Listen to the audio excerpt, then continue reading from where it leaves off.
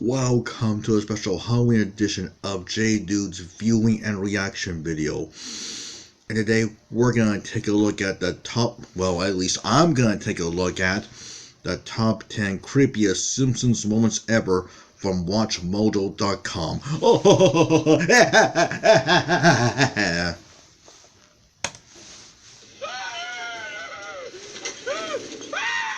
Welcome to WatchMojo, and today we're counting down our picks for the top 10 creepiest Simpsons moments. Marge, do you want to see my new chainsaw and hockey mask? oh my god. Oh, sorry. What am I thinking? If you should die before you wake.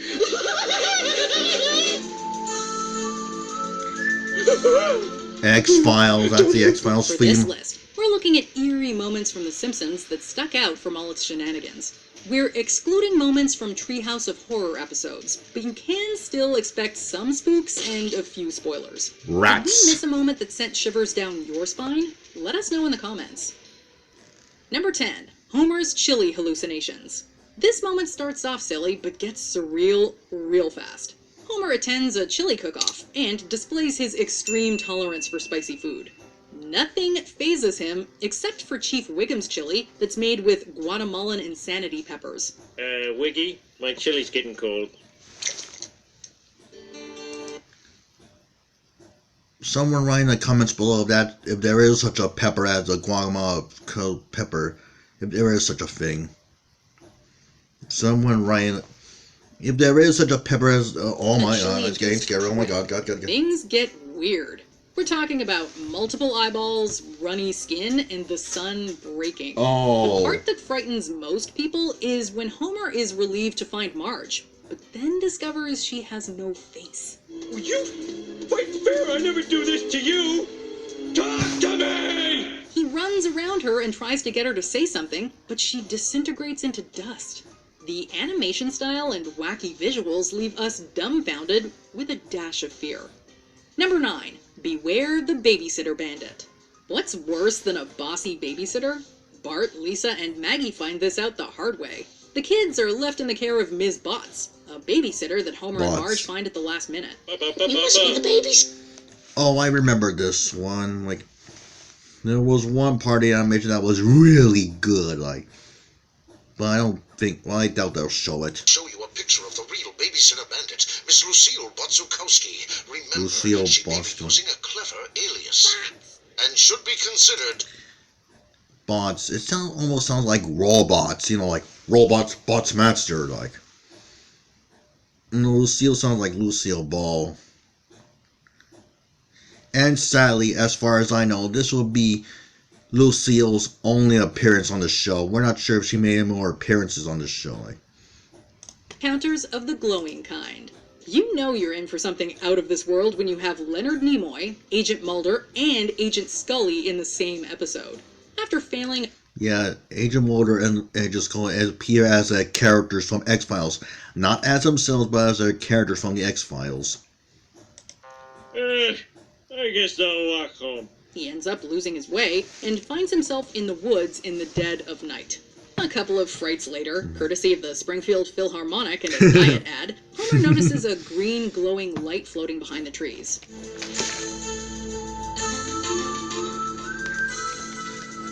The X-Files theme plays on cue, and the light reveals itself to be an extraterrestrial entity. Its blank stare, featureless frame, and soft voice are so off-putting that they make Homer scream out loud. And in the grass. Don't be afraid.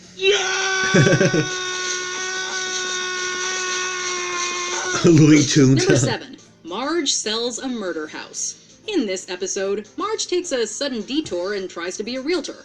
Since Marge is so honest, she finds it difficult to bend the truth enough to sell a possibly haunted mansion. Forget about that house. That's the murder house. Oh, I remember. Mrs. Astor was very lucky. Well, no one expects you to sell that house, but you better sell something. With the threat of being let go hanging over her, she decides to being dupe let Ned go. and his family into buying it. Is there anything else we should know, Marge? There's the truth. And the truth. If you don't sell a... By the way, that's That's Phil Hartman doing the voice of the salesman. That's Phil Hartman, the late Phil Hartman. So may he rest in peace. Or covered in blood. Well, technically it's paint, but for a split second we were all petrified. Oh, hi, Marge. Guess we gave you quite a start. Yeah, they wouldn't kill off Maud Flanders yet, but still, it was still creepy. Dozed off. Red room, over there. Red So rum, Todd's room. red rum reference really sinks in the scares. Number 6. Is Ned Flanders a murderer? The show parodies one of Alfred Hitchcock's classics, Rear Window, in this episode. The sense of suspense translates well even in the animated universe of The Simpsons. Bart breaks his leg trying to pull off a cool pool trick, and has to spend most of his summer in his room. Oh, look, there's Bart. Wave to him. I remember when my family used to have a pool, not a big pool, but still a pool. We got rid of it because the grass went through the floor of the pool, so. What it looks like. There's got to be some other explanation. I wish there was some other explanation for this. But there isn't. I'm a murderer. The tension hits a crescendo when Lisa is stuck in the Flanders home while Ned wanders around with an axe and a grisly look to match. It's time to put you away. Put you away for good.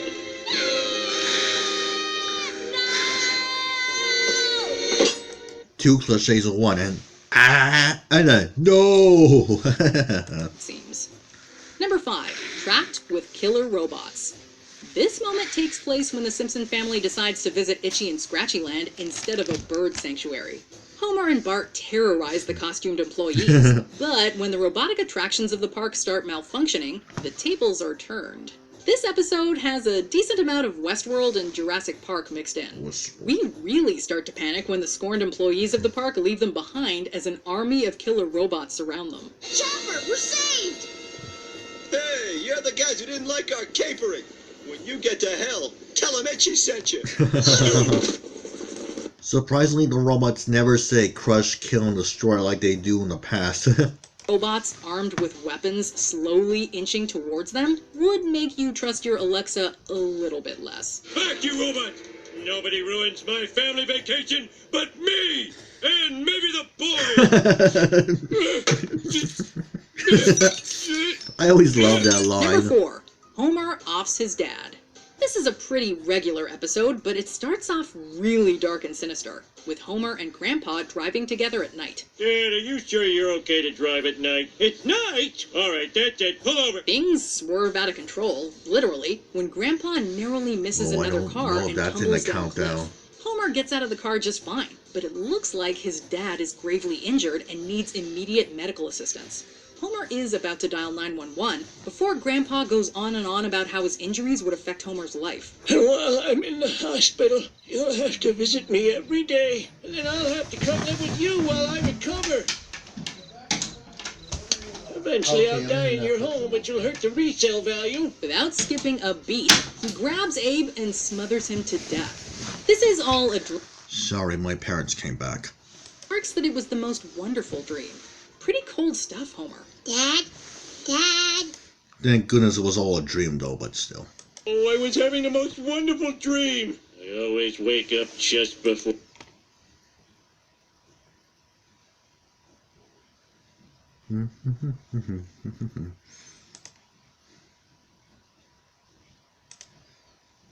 It all starts when Bart is done with soccer practice and Homer's face melts. Just before the good part. Number 3. Homer's face melts. It all starts when Bart is done with soccer practice and Homer is supposed to pick him up. Homer, we're going to my sister's. Remember, pick up Bart. I'm on my way. What'd you say, Marge? And he does. Just kidding. He forgets to pick him up, and to make matters worse, it starts raining. Homer struggles to remember what he has to do. He ends up dreaming about picking up Bart too late, and finding out that his son has withered away. Why? Ow! Witch! Bart! This pretty ghastly reminder is exactly what Which spelled W-H-I-C-H, by the way. Homer needs to connect the dots. Once he finally gets there, Bart stares daggers at his dad. Even an ice cream sundae can't cheer him up. Granted, it did fall on top of him. With bubbling rage within him, Bart imagines Homer's face melting away, complete with milky eyes and exposed flesh. Let's just say we're both wrong and that'll be that. Now how about a hug? Number 2. Lisa's Trippy Sip. This episode focuses on Marge's sister Selma and how her biological clock is ticking. She wants to be a mother and gets a taste of it by taking Bart and Lisa to Duff Gardens. We really appreciate you taking the children on such short notice. Duff Gardens is actually a parody of Busch Gardens. Eating himself. That's a spirit. See it at night. While on the Little Land of Duff ride, the show's take. The Little Land of Duff ride is actually a parody of It's a Small World After All from Disneyland. I actually don't like that ride, but still. And this is when the already uncanny ride becomes even weirder. The animatronic people grin from ear to ear, their song gets distorted, and Selma turns into that. What's wrong? You just put your head right here. Before we continue, be sure to subscribe to our channel and ring the bell to get notified about our latest videos. You have the option. What? No honorable mentions? Make sure you go into your settings and switch on notifications. Number 1. Homer finds a dead body. In what can only be described as a Simpsons series of events, Homer volunteers to be hypnotized, relives a childhood memory, and then doesn't stop screaming for days. It's a beautiful summer day at the old swimming hole. Oh my God! Ah! Ah! Ah! Once his friends and family manage to calm him down, he narrates a traumatic incident that's inspired by Stephen King's Stand By Me. A young Homer had tried to unclog a pipe after diving into an empty quarry, assuming it was full. Hey, what happened to all the water? There's something blocking it. Water gushes out, and Homer falls flat on his back with a corpse lying on him. The mix of grimy mud oozing from its eyes, its exposed skull, and the 2 worms that had made that corpse their home are enough to make us scream for days as well. Do you agree with our picks?